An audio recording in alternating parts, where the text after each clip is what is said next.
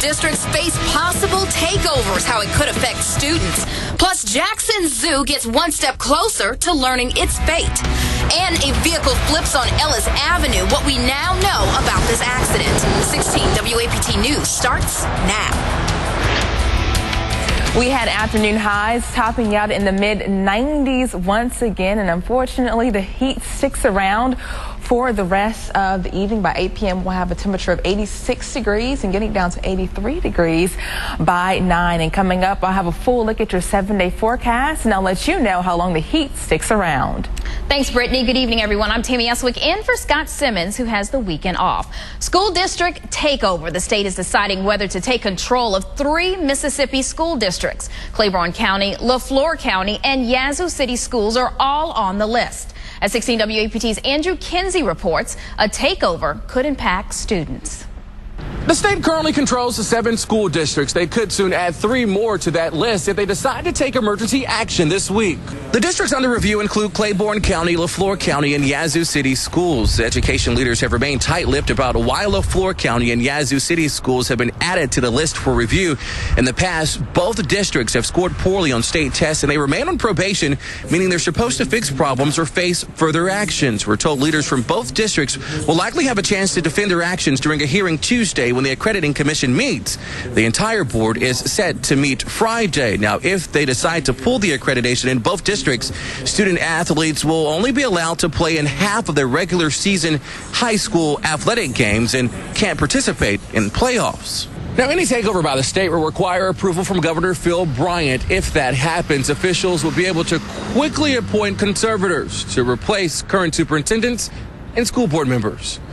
In downtown Jackson, Andrew Kinsey, 16 WAPT News. Now, some of those schools taken over by the state: North Panola, Hazelhurst, and Tate County. Moving on tonight, Jackson City crews say that they are continuing to flush out lines to get rid of brown water. Now, residents have been dealing with the problem for about a week. City leaders say the brown water is safe to drink. Workers are handing out Red Begone tablets to try and help remove stains from white clothes and plumbing fixtures. If you need tablets, you can call 601-960-1875. Water and sewer customers in Brookhaven are in for a price hike. The Board of Aldermen has approved a 50-cent increase. They also approved a $50 fee for certain after-hours water and sewer service calls.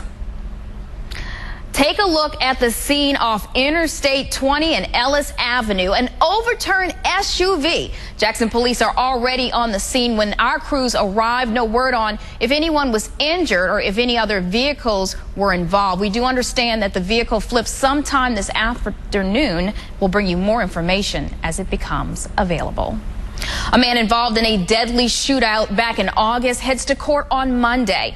27-year-old LaShawn Taylor faces murder and aggravated assault charges. A second suspect, 17-year-old Cadario Taylor, will also be in court, but at a later date. Now, detectives say both men were involved in a gun battle with 2 other men on Erie Street. 34-year-old Craig Spivey died in that incident. The Jackson Original Gun Show continues today at the Mississippi Trade Mart. Now, the Original Gun Show has been around for more than 30 years. Exhibitors say the attendance has doubled in recent years. It's changing back and forth. Of course, the market of guns and ammunition have gone up. So we've seen a huge flux of more attendees. Running side by side 20 gauge, and it's really a dream gun to most people. About how much something like that costs? Anywhere from around $3,000 up. Now, the event opens at 10 a.m. and closes at 5. Latin Fest is almost over. It took place today at the Mississippi Farmers Market over in Jackson. The day-long event celebrated Latin culture. There was a lot of food, traditional foods, children activities, dancing, and of course music. For many Latin Americans, this festival was a nice reminder of home. It's great. I mean, there's so many Hispanics now in Jackson. It's great to get together and get to know one another and just experience the, like the music, the food, the culture, That event ends tonight at 7 p.m. And if you haven't been out to see the Old Masters to Monet exhibit, you're a little too late. Today was the last day to see the over 50 masterpieces. The exhibit has been at the Mississippi Museum of Art since March the 23rd. Museum officials say they sold over 50,000 tickets. Wow. Well, the Celtic Fest wraps up today at the Mississippi Ag Museum. Some of the top Irish musicians from New York headlined the 22nd annual event. Organizers say people from all over the country came to Jackson just for this festival. And today, Jackson Zoo leaders met with the group that will decide if they'll be able to keep their accreditation. All week, leaders have been requesting letters from the community in support of the zoo. Now, low attendance and a $500,000 debt plagues the facility. Zoo officials say the results from today's meeting won't be released until Friday. Runners have crossed the finish line at the 9/11 Memorial Run in Brandon. A run for both adults and kids took place at Lakeshore Park earlier today. Now, the event included family activities like inflatables and live music, but the event had a far greater meaning for the firefighters.